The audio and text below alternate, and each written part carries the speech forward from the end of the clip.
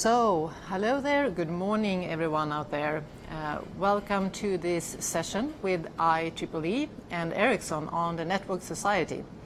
My name is Jeanette Irekvist. I'm a sales director here in North America in the areas of machine-to-machine and Internet of Things. With me, I have my colleague and friend Brenda Connor. And Brenda, I hear that you are a long-term member of the IEEE. Is that so? Excellent. Yes, I am. I have been a member of IEEE for over 30 years and a member of Women in Engineering for over 30 years. So I'm very happy to be here. And I am working at Ericsson in the Network Society on our Smart Cities initiative. And I'm happy to be here and share with you what we're doing in this important area. Well, thank you, Brenda. So we will have a presentation first, and I think that you all have the slides, so I will try to guide you through them the next 20-25 minutes. And then there will be a chat going through as well, where Brenda and myself will be trying to answering any questions that you might have. So let's get started. And first, before we go into our vision and idea of the Network Society, let's introduce Ericsson as a company. So Ericsson is a truly global ICT company. We are the #1 in mobile infrastructure, operations and business support systems, as well as the telecom services and the TV platforms. When we talk about mobile infrastructure, that means the network elements all the way from antennas and radio base stations into the advanced policy functionality in the core networks. Operations and business support systems is what you would typically associate with billing, CRM systems. It is all on the customer care, but it's also how we can optimize the network resources in real time. Telecom services is anything from strategic consulting services and software integration to actually building and rolling out physical networks, and as well as managing them through outsourcing to some of our bigger customers. Finally, the TV platform area is when we're looking at IPTV platforms, where we are enabling service providers with tools so they can create a fully interactive, customized experience for their consumers. We are 118,000 people all over the world, and we are present in 180 countries. And for some of these countries, we have actually been around for well over 100 years. For example, here in the US, South Africa, as well as China. We pride ourselves in innovation, and we have 37,000 different patents. And these patents we license out for others to be able to build on and innovate new technologies in new areas. Our net sales is about $33 billion per year, and out of that we put $5 billion each year on R&D to ensure that we even more innovate going forward. And also we can say, if you look at the mobile traffic, 40% of what goes through the mobile traffic is actually run at networks supplied by Ericsson, and we are managing 1 billion subscribers through our operations. So with this long history, this global scale, but as well as local presence, which is very important for Ericsson, we are a global authority and a trusted leader when it comes to discussing what is the Network Society. We host well over 100 government visits and delegations from across the world every year, where we discuss how they can evolve in the area of Network Society and bring value to their citizens. So let us see what that means for Ericsson. And just quickly, in the next slide, we'll just see a couple of facts on North America. So we are headquartered in Plano, Texas, but we started up in the New York area in Buffalo in 1902, so been around for a while. Our president is Angel Ruiz, and we are over 15,000 employees in North America, and that is Canada and the US. Our customers are all the major operators in the North American market. So let's go and talk about the Network Society, and I'm now at slide 4. What is the Network Society, and what will it mean to you and to me? Well, in the past 30 to 40 years, we have experienced a change greater than any other seen in the industrial age before. This chart that you have in front of you will highlight the phenomenal pace of change, where we have connected 5 billion people in only 25 years. We forecast that there will be over 26 billion devices in the year of 2020, and that's well on our way to the vision of the 50 billion devices connected. And even if we see the fantastic benefits already now of connecting 5 billion people, we can only imagine what it will be when we get everything connected. So on slide 5, what can we expect from this connectivity? Well, if by 2020 we are around 26 billion devices, that means it's not just machines. It will be a combination of phones, of phablets that we're using today on the cellular network. It will be PCs, tablets, and consumer-like devices like TVs and DVRs. But also looking at some of the areas we're focusing on the 7 billion machine-to-machine types of devices. Smart meters, cities, road sensors, all point-of-sales terminals. And 26 billion is a big number, but we don't believe that's the end of it. So that is going to grow rapidly. The more we see that the infrastructure matures, becomes cheaper, and there are new applications and as well business models that are maturing so we can actually monetize on all of these areas. Machine-to-machine communication is nothing new as such. The basics of a control system has been with us for decades, like factory automation or power control. But machine-to-machine application has always been done to meet a specific need in a specific industry. But when we start connecting these things or devices more flexible, we can start opening up for a new whole range of applications and new ways of organizing these devices, for example, in a smart city infrastructure. When we talk about Internet of Things, we mean internet-based systems that connect together devices and interact with the physical environment. Once again, we mean an internet-based system connecting together all the devices with the physical environment and also bringing out the information from these, putting the analytics on top to make sure that this information that we are gathering can be used in many different ways and as well as reused for new use cases we can't even imagine today. So moving on for the next slide, slide 6, what is the change that we are seeing? Well, the past decades, the ICT industry, the information and communication technology industry, has been instrumental to all the changes we have seen. But so far, if we look at the more of an installation phase, where it's been about maturing technology, even if it's been a fixed line or a mobile one, a phone has still been a phone. But when we start looking beyond the inflection point, we see that, for example, social networks will represent a real departure from what we thought a phone would be. We also see that the experience of sharing physical goods or consume digital content is changing the way we view ownership. Now it's not so much about owning, but actually accessing something. And this is what we call a part of something that you can define as a general purpose technology. And that's where we are looking at the ICT industry. Steam, coal, iron, and railways were their general purpose technologies of the industrial age. And the significance of these technologies became more and more important as they stretched out into other industries and they started bringing about the societal change. And in the ICT world, this is what we see happening now. And the technologies of today is mobility, it's broadband, and it's cloud. They have now passed the first installation phase, and it's bound to be a transformational change. So they are becoming the foundation of all other areas of society to operate and innovate upon. And they have a broad applicability that is far beyond the technology area where they were developed, and now they're starting to drive transformation throughout the society. Let's look at some of the trends changing society on slide 7. Globally and through the society, new behaviors are being established and trends are getting scale and depth through our ICT industry.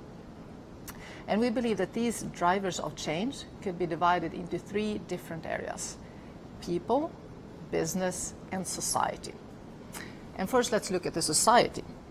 This is a macro and a society-wide change, and it can mean changes as urbanization to increase diffusion of power for people, as well as this increasing scarcity of resources.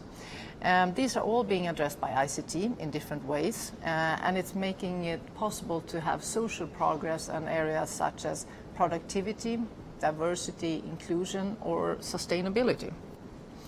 And the business drivers are being fueled by trends as we are looking at the mobile workforce, we have big data happening, as well as the devices we talked about being connected, anything from smart meters to connected cars.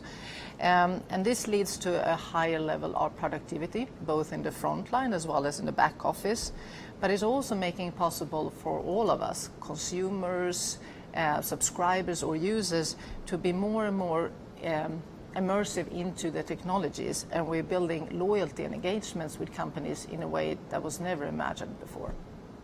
And finally, at an individual, for ourselves on a people level, we can see that technology is increasing capability of collaboration all around us. Our ability to seek and explore new ideas through technology is giving ourselves a sense of purpose that we couldn't find before, and it's making us more engaged, and we can also demand much more, for example, convenience of services. We feel empowered like never before. And these drivers of change, they are actually redefining the way we interact and view industries or institutions that are forming nations and infrastructures and communities around us. And let's look at some of the examples of some of these transformational changes that we're living in. Let's first look at the area of transportation. So we can see services as Tranquillian, which is a service which is giving consumers an ability to secure a seat on a train of their choice. BlaBlaCar is a car sharing services, which we have many of. Yeah, the name is fantastic. Love it. And it gives you a capability to actually enjoy the joy of having a car to drive, but actually not having the hassle of owning it. And then we have the services of some like Uber, which is actually being defined of the community of users and not by the terminology put on. So at this point, we can see that it's not so much about transformation in vehicles, it's all about mobility at this point. In the retail arena, personalization is becoming more and more important. And it's much more about the value of a service than actually consumption in itself.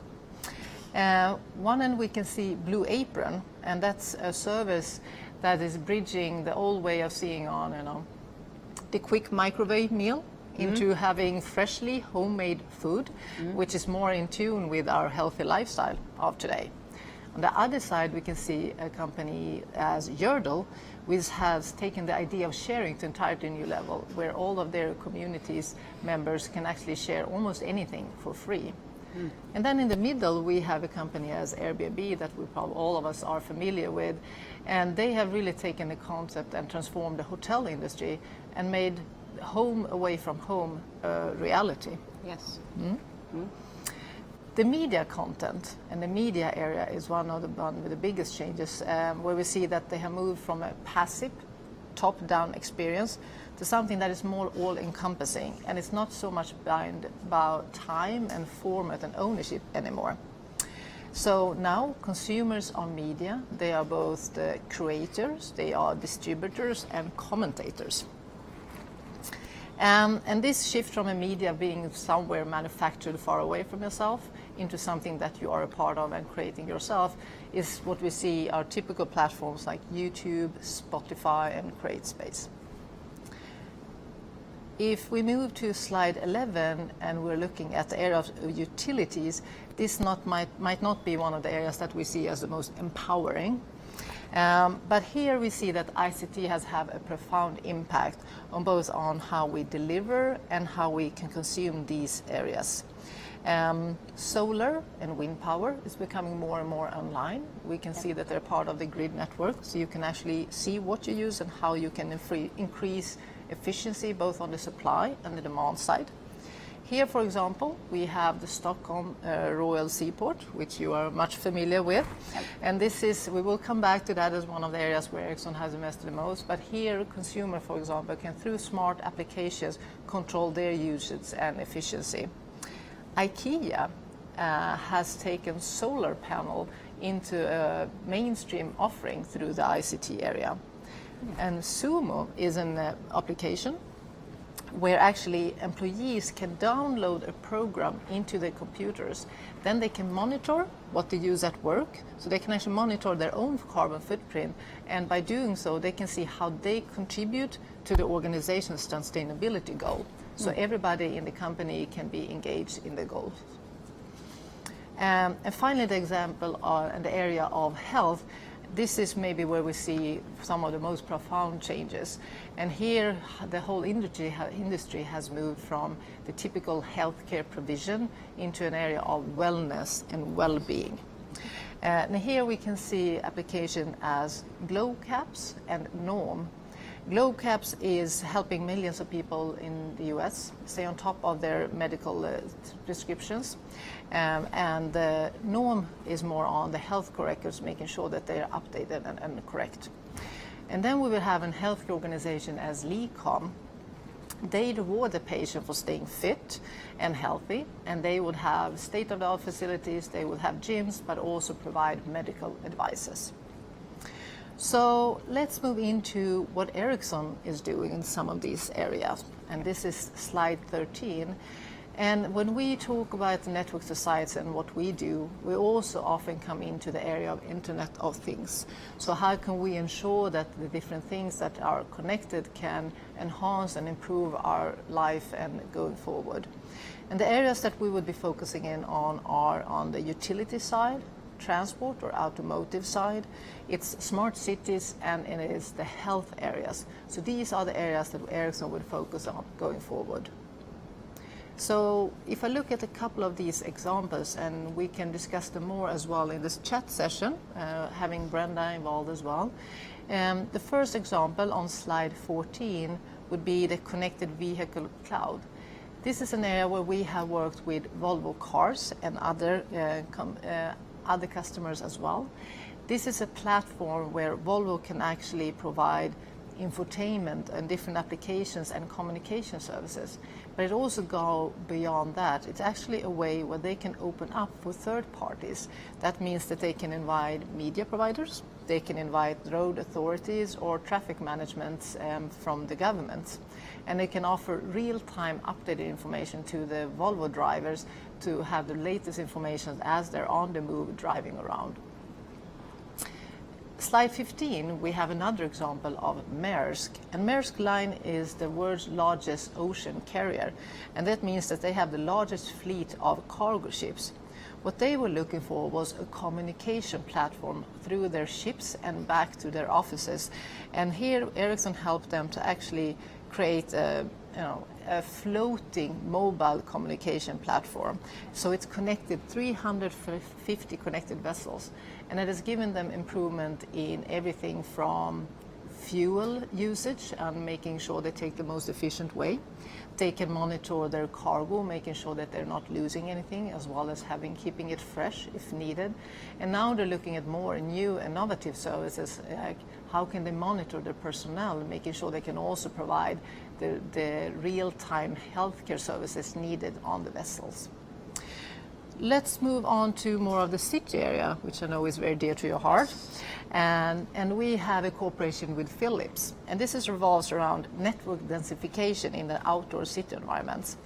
And what we have done is we have evolved small cell solutions that we're integrating with street light poles to create an attractive living and working environment without actually making too much of a footprint in the environments. So we are enabling the optimal network coverage, which is benefiting all of the citizens without really making a footprint on the streets and the environment we're in. And then another example that we have to bring up, slide 17, is the Stockholm Royal Seaport. This project has very ambitious plans. They are connected 10,000 of their residents, and we're looking at connecting 30,000 workspaces around. And they are also planning to be climate positive and fossil fuel free by 2030. They are already building an underlying smart grid system, and that is connecting all apartments, meters, buildings and transportation, as well with the harbor facilities that's around Stockholm. And this is all powered by an open technology platform that we're working with. And from this platform, they can build new applications for the city management or smart street lighting, as well as for new areas of transport, education, and health services. And all the inhabitants and citizens of this area can then, of course, enjoy this. They already now see how they can improve their traffic planning, as well as their efficiencies and use of resources such as energy and water consumption. All of these examples are great examples of what the things Ericsson is doing in the developed world. But let's look at some of the examples that are maybe less known, but that we're focusing on into the developing countries. First one is the city of Curitiba in Brazil. And this city was actually the first one to connect to their public buses to a mobile broadband network. And it wasn't just that it got more timely buses, but it was also able to bring the citizens much more up-to-date and real-time information. And that is valid for all the 70% of the public who's actually using this transport system in the city. The municipality of Greater Mumbai had a big issue with their water supply. And we were able to work with them and improving the supplies of water, and they decreased their waste water with more than 50%. And this was a city that was really plagued by water shortage, and there was a quarter of those 20 million people were not able to get water for many, many years. Refugees United is a non-profit organization that Ericsson have worked with now for several years. What we have helped them with is building a mobile platform where they can actually help in helping family that has been broken apart by flight or wars to actually reconnect and find each other. Also, another similar activity has been Connect to Learn, where Ericsson has worked with the Columbia University, making sure that we could help and focus on girls and their education. And since 2010, Connect to Learn and Ericsson have worked on the UNESCO's goals, and we have deployed mobile broadband and cloud solutions together with hands-on training on ICT in more than 14 countries, and it's still growing. So, coming to the last slide, network society, and summing it up, it's more than just technology and how it will shape fortunes of a business or the convenience of our personal life. It is about how the society will fundamentally change as we are innovating, collaborating, and producing and achieving sustainability in completely new ways. In Greek history, there was a term called the Golden Age, and this was a reference when we talked about a period of innovation and prosperity and stability in all different ways. And that was maybe not what, maybe they were not having in mind 3D printers or smart meters or connected vehicles, but the potential outcome of all of these innovations might actually be exactly that. So when we talk about our vision, this is really what we are talking about. From an Ericsson vision point of view, we see that a network society is where every person and every industry is empowered to reach our full potential. And that means that we will not be satisfied until the network society is bringing benefits to all, from multinational companies to kids in school, from big cities to the rural villages. And we believe that each person and each industry has potential and capabilities to actually use our technologies in a way that will fulfill and ultimately reach the goal of the Ericsson company with network society. So thank you for this. We will now leave the presentation and open up for a chat session, and I would invite Brenda as well. And I think that we see some questions coming up on the screen, so I think that we are already opening up. So, Brenda.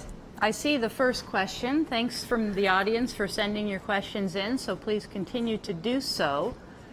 First question, where do you see the ICT industry in terms of advancements in 2020?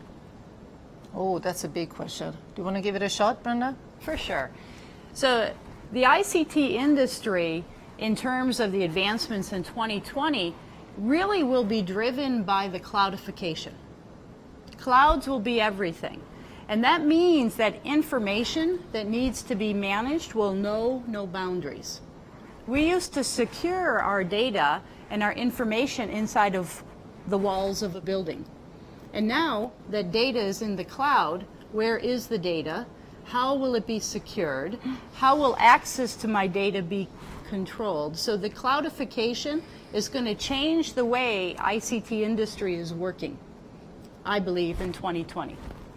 And to add to that, I also believe that there's another aspect. As all information becomes more available, I think it's one, you touched upon security, because there are also then, of course, challenges with the industry, and those would be the areas of security, etc. And I think that's when we see the value of analytics to make sure that the information from different industry, from different parts of our personal life, or from different industries, or from a society and a government, from the different areas that they represent, how we bring together and actually make that the best to the ones that we are producing it for. And that together with security, I think, will be a big change of the ICT and what we see it delivers in 2020. That's correct. And with the security, which you touched on, is excellent. It's actually a defense in depth approach to security will become commonplace to talk about. And you say, what does that mean, defense in depth? Securing the data as it is stored. Yes. Securing the access to the data on the boundary of the data, which is hard to find the boundary sometimes. Yeah. So the defense in depth will become perhaps even a discipline. Yes. That we see in the ICT industry. So I think it's not just a change in the ICT industry. I think we're going to see a change in what's being taught at universities to gear around this change. Yes. So when there is a defense in depth certificate in the industry, in the universities, then think of me. We will do so, Brenda. Okay. So I'll take the next question here, Brenda. Are you ready? The effect of Internet of Things on our daily life. Where do we see what's that gonna happen? Well, it's already here and now. How many people pick up their smartphone to figure out where to have lunch, or the directions, or take it for granted that I can just figure out what I'm doing on the fly because I have the internet accessible from my smartphone or my tablet? So already here it's making it much more efficient for people to interact with each other, to collaborate, to come together. What used to take hours to figure out where to meet, we do as we're in our car driving. Correct. So I see the daily Internet of Lives will only become more convenient and more cluttered. Yes, both of it. And I also believe that there is a generational change. If we see at our children that is being brought up, I have 3 small children. They all live on internet. They will be interacting in ways that we never did.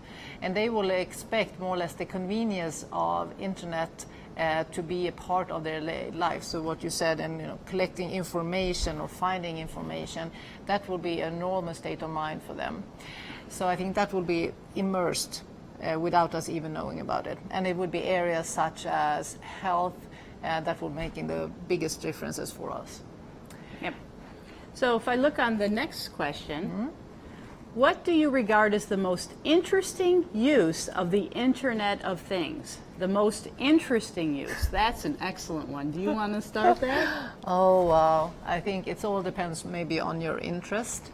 I think that some would say that are more interested in the automotive industries sees a lot of benefits, anything from the self-driving cars to making sure that we limit accidents and enhance the security on the streets. I would say that the health area, both with growing populations, growing elderly populations, how can we help them feeling secure and making sure that we can be with their parents, even if they're on distance. And then there are, of course, the daily life that we talked about and smart cities, which might be the area of your focus.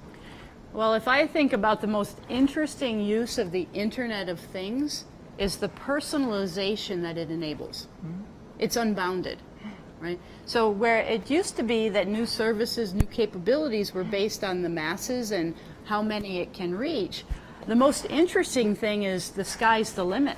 I can now have experiences enabled by the Internet of Things that are personalized to a group of 3.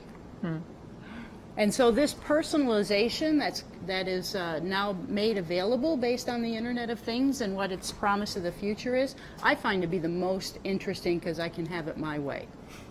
Okay. I think the next question is talk about the biggest risk associated with the Internet of Things. And I think that some of it we touched upon.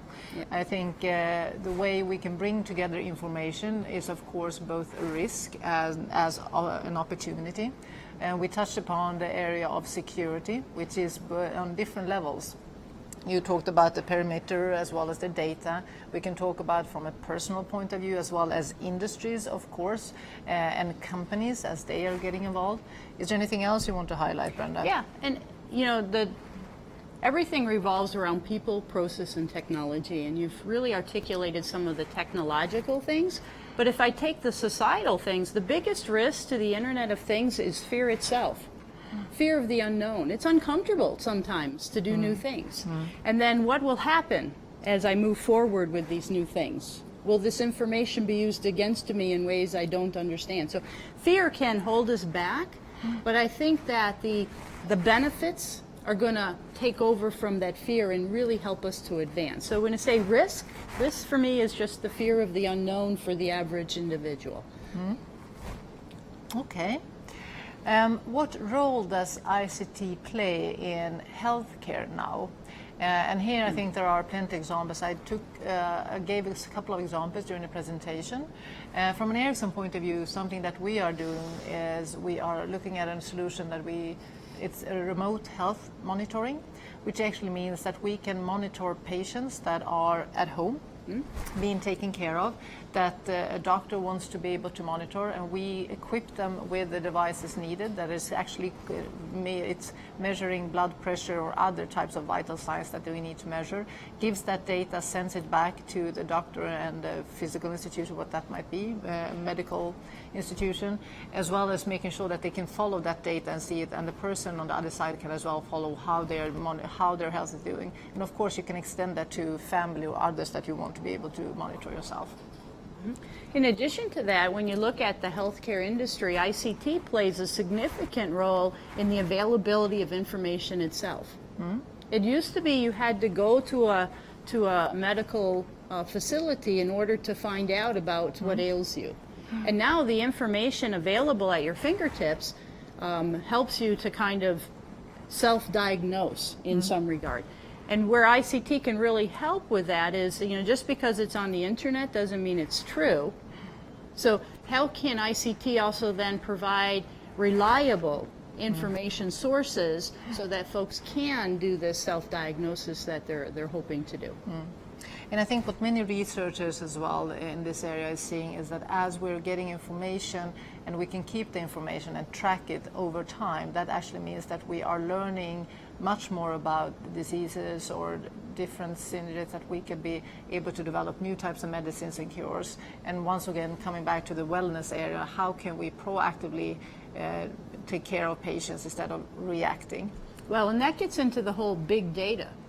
In the big data area, the trends that the ICT can help with within healthcare. Think about the Ebola breakout that happened and how quickly they were able to trace back to patient zero. Yes, exactly. Right? How quickly. So I will see big data being a big play in the ICT healthcare industry. So let's go to the next question. How could we have support for projects in Brazil in area of women in technology and also sustainability? I think that when it comes to Brazil and Latin America, I think that maybe we are not the best to answer. I think that we are a bit limited to our knowledge in this area. I would believe that there are something locally where we can engage, but maybe we need to come back on this one. Yeah, let's go to the next question. How can ICT be useful in education? So for education, I think I mentioned before the Connect to Learn area, which is really where Ericsson has been working with an organization to make sure that we're bringing out into developing countries the mobile platform needed for education and making sure that they had cloudified solutions and connectivity devices needed, etc. for education. But I think it's more about that what you spoke about, I think already in the beginning, on the global access to information. So right now we have moved from education as such, but it's all about learning. So today we are all capable of finding the information we need in whatever area we want, if it's health or if it's a specific area we want to do. I can join a university in any part of the world from where I am and living right now. So it's not been education in place, it's not an in-house activity. It's really bringing the learning experience to your home or to wherever you are. And that's really, I think, one of the biggest parts of ICT for education and learning. Oh, the next question is very exciting. So from your point of view, is bigger data better data? Is bigger data better data? And the interesting thing about that question is that data is only better if it helps you to solve a problem of interest. And so the transformation of data into information for intelligent insight and real-time actioning is what IoT is all about from a value perspective. And so bigger data, better data, if you use it in a way that you can transform data into information for intelligent insight or real-time actioning. And I repeated that on purpose because I think it's fundamental to the big data breakdown. Anything to add? Oh, I think you summarized it very well. Okay. So next one, we're talking about actually STEM, and that's how do we think society can help attract females to STEM professions. This is an area where I think that both personally as well as Ericsson as a company, we have been very actively engaged with. Ericsson believes very much on that we need to have a diverse workforce, and we have been working very much on one of the parts on the gender. We have target of 30% of our workforce should be women by 2020, and we don't believe it's only about how we recruit today, even if that is a major part. It's so that we try to go in already in early age and support schools that are in the STEM areas, and I think that both companies and governments can only try to encourage this even more. I don't think there's an easy recipe, but I think that as we see the ICT technology, games and everything else coming in and being a natural part of our lives, I think that we will see a change in the gender diversification as well in these areas. Well, and I think I would add to that women that are in STEM professions today have a responsibility and a duty to reach out to younger women and mentor them. Because it's not easy to navigate. I graduated with an engineering degree in 1986. The first company I worked to, I was the first female with over 150 male engineers. So it's not easy to navigate through the system. So I think women professionals need to reach back and help some young person and help guide them into the start of their careers. And probably we are not the only ones here on this call. I think there are probably many of you out there that knows that feeling of being the only woman in the room.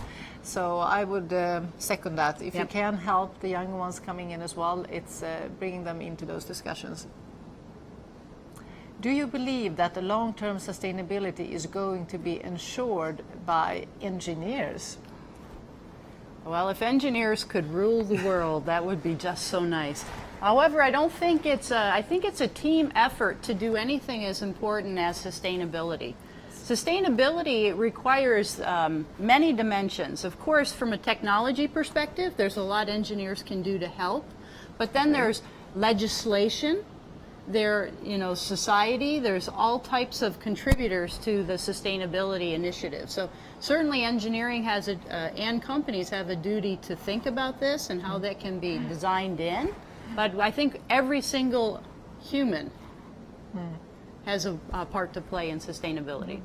And I think that if we look at what engineering brings to the table in the ICT industry, it's very much capabilities, tools on what you can do. And then, of course, bringing in biologists or any other competence that is needed will be, this is the whole context of it. So yes, it's a part of it, but it absolutely is not going to be made by engineers on their own. Oh, I'll take this one. Great presentation, Jeanette. Oh, yeah. How do you foresee Ericsson competing with IBM for smart cities, e.g. sales skills? Oh, that's a very company-specific question. I think that I would actually rephrase it a bit. Of course, we are all, competing for certain areas, but I think that in these new areas that are developing, for example, smart cities, which is a very big area, and it's still being phrased. I'm not sure that our definition from Ericsson would be the same as IBM, what we believe is a smart city and how we contribute with that. And I think there's room for many different companies with many different skill sets to actually grow these areas. At this point, I don't see ourselves competing with IBM or anyone else. I think it's more about establishing that this is an area where we all need to grow as a society, and how can we do that together? And then we will be many different stakeholders in it, growing it together. Exactly. So I'll take the next question. What do you think will be the biggest challenge for engineers in the future? Oh, this one I'm going to give to you. Yeah, what do you think is the biggest challenge for engineers in the future? That is one that almost stumps me, because the whole idea around engineering is problem solving. Yes. And so if you have that skill set, then there's no problem or challenge you can't overcome. So the biggest challenge for engineers in the future. If I may, there's one thing that I've been thinking about, and I don't think it's only for engineers, but I think it comes for many of us as we grow. And I think it's the capability and the capacity of learning and relearning. And I think that's probably one of the biggest challenges, not just for the engineers, but overall in society with new generations, is how do we relearn what we knew was true once, and as the society changes and we have new tools and capabilities, how do we relearn and apply that in new ways of doing? So I think that the whole constant change of wanting to solve problems and being able to learn and relearn constantly, I think that's going to be one of the biggest challenges. And the interesting part on that, in '86, I used to say that you had to refresh your engineering skills every 2 years. And I think the time frame that you need to refresh has shrunk down significantly. So the pace of change and keeping up is really probably the biggest challenge. So thanks for that insight, Jeanette. Oh, this one is for you. You mentioned you have been an IEEE member for many years. How has IEEE helped you to achieve your goals? Oh, thanks for that. And yes, I have been an IEEE member for over 30 years. And I joined IEEE when I was in college. Yeah, when I was a baby. When I was in college, mostly from the advice of my advisor and professor, and I had no idea when I joined how it would benefit me moving forward. But like every college student, I was ambitious and wanted my professor to be happy, and so I joined, put my $25 in. How has it helped me, though, in many ways? When I was doing my master's and my PhD, I used the digital assets available, the digital library of IEEE, to do significant research that was used in my dissertations and papers. So the information available from colleagues was instrumental in being able to formulate those sorts of artifacts that you need to, what is there, and then how do I extend that further to do something relevant for a dissertation. So the knowledge sharing was very, very important. I enjoy the publications. We're so busy that having a magazine, I mean, I do a lot of online, but having the magazine shipped to my house meant that as I'm traveling in the car, I can flip through a magazine and see, topics of interest that I might not otherwise search for. So the information available from the publications and the magazines that come out was very helpful. And then I still have a IEEE email to this day. If you send me a personal email, it will be at IEEE.org.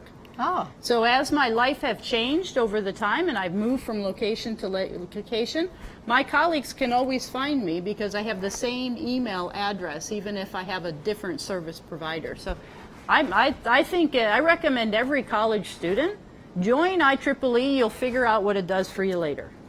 Perfect. And now you all know how to reach Brenda if you want to reach her afterwards. That's obvious. Yes. So here is a question. I think it's actually, I would try to tie it back to what you just were speaking about. And it's talking about in the regions like Saudi Arabia, we should be doing as an organization more fruitful things. And how can we enhance organization in such regions? And I think there's probably not one good answer on this. I think it's very much for the ones that are living in the region themselves, how can they engage themselves and what initiatives do they want to bring to the region, and start working with it. And if there's support needed from the organization, reach out, and I believe that will be very much provided for you. Next question is, what is the best advice you have ever received in your profession? Oh, that's going to be a tough one. I'm trying to go through. I've been fortunate enough to have many good advisors, mentors, good leaders and managers throughout my many years, I would have to say. And I think that advices are always different depending on who you are. I think one of the advice that rings to me as well is being true to yourself. As you are going into all these different areas, what are the areas? Make sure that you engage yourself in the areas that are not just the areas you believe would be the most fruitful from a business perspective or anything else, but what do you believe is engaging yourself? Because if you are doing that, that means that you can actually make a change, and that's really what we need to do in the vision that we're looking for here. Anything you want to bring forward? Yeah, the best advice I ever received was early on in my career. And that was, when a door opens, jump in with both feet. How hard could it be? How hard could it be? Because you don't know. I mean, what's going to come? And if you overanalyze it and you're afraid and you're not sure, that opportunity goes by, and you don't regret the things you do. You regret the things you do not do in life so much.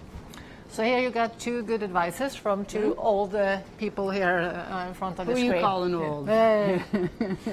So we have a couple of more questions. I think we are also we don't have too much time left, but let's try to address them. And the first one, there are 3 ways that big data can improve IoT initiatives. I think you touched upon it maybe more from a broader sense before. And do you want to give any specific examples? Maybe if we look at from a smart city perspective, is there anything that's specific? What are 3 ways that big data can improve IoT initiatives? Big data. Okay, I've never been asked that question, so let me think what I would say. 3 ways, because there's so many ways, you have to now prioritize. Number 1 is, we say big data, and as if big data is one thing. It's actually big diversified data. So just admitting that big data, not all data is created equal, so when we say big data, we need to break that down. The second is looking at big data as the transformation to big value, right? As I pointed out from before, it's that transformation of data into information that solves relevant business problems or provides relevant business value, what it is all about. And a third thing, I was thinking about the smart city concept that we discussed before, and for example, I think that the big data for me, it's how you can bring together information that would otherwise not reach each other at all. So exactly. Looking at the city, for example, so you would have the firefighters, you would have the police institution, you will have traffic management, and they will all be in separate siloed information flows, so to say, and managed in different ways. They will never ever see a cross point. When we are collecting the big data from these different flows, we can actually bring value to the citizens, saying there is an accident on this road, or there's a road construction, or there's a big event going over there, as well as, is there a weather? How do you bring in macro level information like the weather into this? And by bringing all of that together, there's a value that you wouldn't have by just watching all these separate information flows on their own. And that's really where I see a lot of the information and the data flow improving through IoT. So that is the transformation of data into information for intelligent insight and real-time actioning. Yes, that's where we see the value coming out. There we go. Okay, what are a few, both of you are motivators? What makes you excited about doing what you do? Should I start? Yes. So I've been with Ericsson for 15 years, so I've been here for a very long time, and the jobs I've had within this company has been very different. And I think that in itself is a motivator, that being in an industry that, every quarter, every 6 months, every year is going through such fundamental change, and we get to be a part of that, and you can actually be a change agent in that, is giving me a lot of excitement. I think that is really what excites me about my job. Yeah, when I look at it personally, what motivates you, what makes you excited? You're excited about what you do if you're true to yourself, right? And what do I mean by that? I took a lot of time when I joined this group in Ericsson is saying, what is it that I'm particularly good at? And then what is it that I really like to do? And then how do I find a job that allows me to focus on what I'm good at and what I like? And if you have that kind of a job, you're self-motivated and every day you're excited about what are you going to do. Exactly. And I have that job. So I'm one of the lucky people in the world who actually get paid to do what I love to do. That's a good ending. So there are two more questions, and let's round off with those. How can I get technical support for activities like the research symposium from Ericsson? I'm not sure if I can answer that specific question. If you don't mind reaching out to us afterwards, we can see if we can connect you with the right people in Ericsson that can actually be better answering on that. And the final question, how does the work you do impact the everyday person like me now and in the future? You want to give an example? Oh, sure. So, you know, the interesting thing when you're working on the types of things that we are, that it's hard to see when you're in the here and now how it is impacting others. But open ecosystems is something that I have devoted my careers to. How many people use internet on your smartphones? How many people have used an app store to download an app? We've been a part of that. Those are open ecosystem features and capabilities that we and many other companies, individuals, not that Ericsson has the only one, have made possible that really improve the life of the everyday person, right? So as we work in the smart city area and other areas, we're really working on things that pretty soon will become commonplace before we know it, and we won't realize that they were exploratory at one time or there was no understanding of exactly how to do. So, you know, it's the things we work on today in the network society, I think, over time become commonplace. Exactly. So I think that, for example, when we work today about connecting cars, making sure that we can enhance both the quality of what you can get out there, make sure that you have the right information when needed, enhancing security on the roads, looking at the smart city where we can look at how do you ensure that you're having high efficiency on utility use, water, energy, all of those areas. For me, that is really a way of how we are impacting society and making a world better for our kids as they grow up. Well, you mentioned kids and connected cars. How many people watch some kind of a live TV streaming on a little display in their car for their kids? When I was growing up, that was a you know, like a futuristic thing, and now it's commonplace. Yeah, it's making traveling for us parents much easier today. That's for sure. So I think we need to round up here. Once again, thank you so much for joining the IEEE session with Ericsson on the network society and how we see the vision of that. My name is Jeanette Irekvist, and this is my colleague, Brenda Connor.